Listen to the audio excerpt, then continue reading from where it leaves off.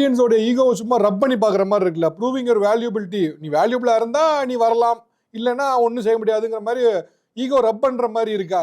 லுட்னிக்கு ஒண்ணுமே இல்ல. நவாரான்னு ஒருத்தர் இருக்காரு.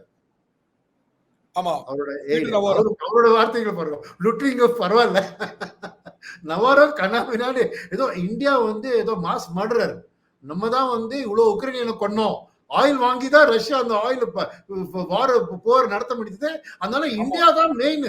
ஸோ இதை பேசுறது யார் வேணா என்ன பேசலாம். இன்னைக்கு வந்து ட்ரம்ப் கிட்ட என்னன்னா அவங்க டீம் கிட்ட இதான் நியூ ரியாலிட்டிங்க. டிப்ளமசிங்கிற வார்த்தையை மறந்துருக்க. நேத்திக்கு பாருங்களேன், இந்தியா பத்தி அவ்வளவு போட்டுட்டு திடீர்னு Modi is a great prime minister, Modi என்ன கிரேட் ஃப்ரெண்ட்ஸ், ஒரு நாளைக்கு இப்படி பேசுறாரு, ஒரு நாளைக்கு ஆப்போசிட்டா பேசுறாரு. ஸோ அது அந்த வேர்ல்டோட ஆர்டர்ல அவர் ட்ரம்ப்புக்கு எலெக்ஷன் பண்ணி ஏதோ தவறு பண்ணிட்டாங்க அமெரிக்கன் மக்கள். வேற எதுவும் நம்மளால ஒன்றும் சொல்ல முடியாது. ஏன்னா ஒரு இதே கிடையாது இல்லையா, ஒரு லாஜிக்கே கிடையாது எது பண்றது. இந்த டெசிஷனை மட்டும் நீங்க எடுக்காதீங்க. இந்த டெசிஷன் அவ்வளவு மடத்தனமா இருந்ததுனால 24 மணி நேரத்துல வாபஸ் வாங்கிட்டாங்க. அப்படிதான் யோசிக்கணும். மற்றதெல்லாம் கொஞ்சமா மடத்தனமா இருக்கிறதுனால இன்னும் நீண்டது போயிட்டே இருக்கு.